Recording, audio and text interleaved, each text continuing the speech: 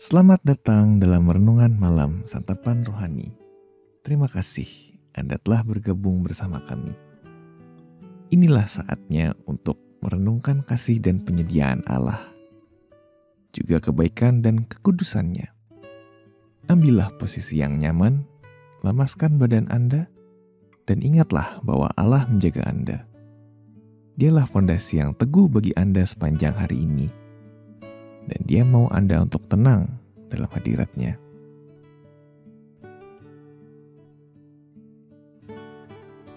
Untuk memulai perenungan kita malam ini, ambillah posisi yang nyaman bagi Anda. Tariklah napas dalam-dalam dan ingatlah bahwa firman-Nya memiliki semua yang Anda butuhkan untuk bertumbuh dalam hidup ini. Ketika kita merenungkan perumpamaan yang cukup terkenal, mintalah Allah untuk mengarahkan pikiran Anda dan menguatkan jiwa Anda. Dia meminta Anda mendengar dan taat, sehingga Anda tahu damai dan tujuannya di setiap saat hidup ini.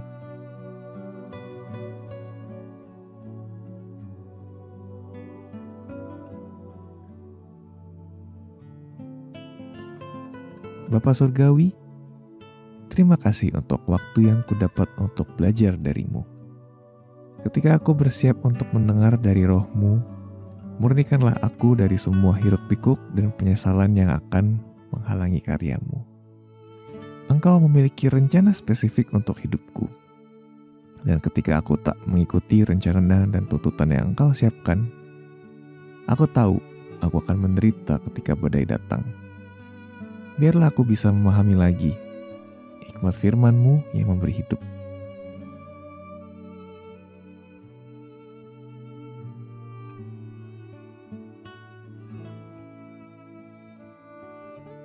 Yesus mengisahkan perumpamaan berikut di Lukas 6 ayat 46-49. Mengapa kamu berseru kepadaku, Tuhan, Tuhan, padahal kamu tidak melakukan apa yang aku katakan? Setiap orang yang datang kepadaku dan mendengarkan perkataanku serta melakukannya, aku akan menyatakan kepadamu dengan siapa ia dapat disamakan. Ia sama dengan seorang yang mendirikan rumah. Orang itu menggali dalam-dalam dan meletakkan dasarnya di atas batu. Ketika datang air bah dan banjir melanda rumah itu tidak dapat digoyahkan, karena rumah itu kokoh dibangun. Akan tetapi barang siapa mendengar perkataanku, tetapi tidak melakukannya, ia sama dengan seorang yang mendirikan rumah di atas tanah tanpa dasar. Ketika banjir melandanya, rumah itu segera rubuh dan hebatlah kerusakannya.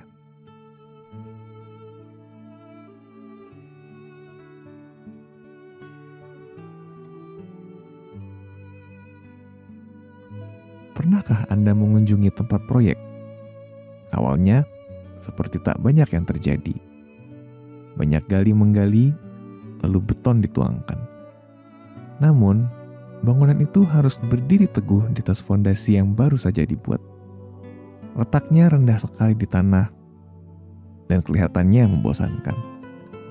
Namun, fondasi itu kuat dan teguh untuk menopang bangunan. Sebagai arsitek dalam hidup kita, Yesus tahu bahwa fondasi itu penting untuk menjadikan bangunan kuat dan kokoh. Ia memiliki materi yang tepat untuk memastikan tak ada badai yang bisa menghancurkan Anda. Apakah itu materi bangunannya? Firman-Nya. Tiap janji, tiap ajaran, tiap kisah, semuanya membentuk benteng yang teguh akan kesetiaannya kepada Anda. Ambillah waktu sejenak untuk bersyukur kepadanya, tatkala Anda membayangkan rumah yang akan dibangun di atas fondasi ini. Membangun hidup di atas firman Tuhan akan memberi Anda fondasi yang paling kokoh, terutama ketika badai datang. Yesus meminta Anda untuk mempercayakan hidup Anda kepadanya. Dengan menjadikan Yesus sebagai Tuhan, bukan saja Anda mendapat fondasi terkuat dalam hidup ini, tetapi Anda bisa yakin pula bahwa tak ada badai yang akan memisahkan Anda dan Dia. Ia akan menjaga Anda, menjanjikan hadirat-Nya yang penuh kasih, kuasanya yang tak terhingga, dan hikmatnya yang tak terbatas.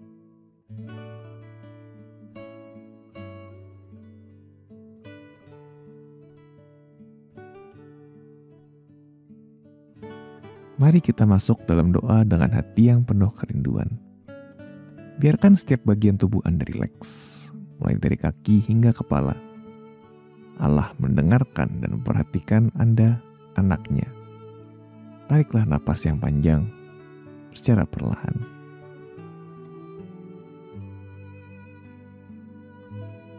Mari berdoa. Bapa Surgawi, terima kasih karena anak-Mu Yesus adalah gunung batu dan fondasiku. Ketika aku jadikan Engkau Tuhanku, aku menyadari bahwa tak ada rencana yang lebih baik dari rencana-Mu.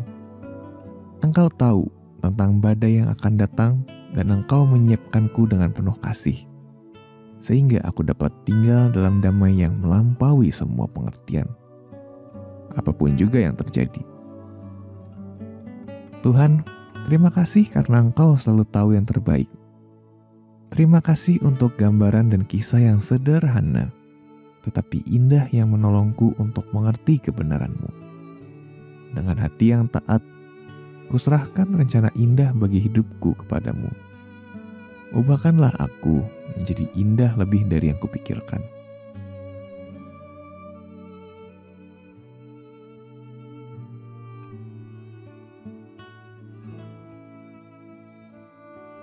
Amsal 24 ayat 3-4 berkata, dengan hikmat rumah didirikan, dengan kepandaian itu ditegakkan, dan dengan pengertian kamar-kamar diisi dengan bermacam-macam harta benda yang berharga dan menarik.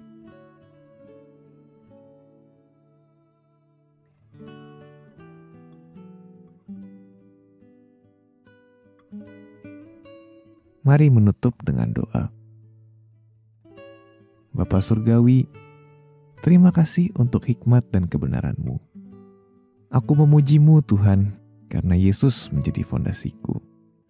Ketika aku semakin bertumbuh dalam pemahaman nilai-nilai kerajaan-Mu, terima kasih karena Engkau menciptakan sesuatu yang indah, yang berharga di mata-Mu dalam diriku. Biarlah selagi aku hidup pikiranku penuh akan Engkau, Tuhan dan gunung batuku. Dalam nama Tuhan Yesus, amin.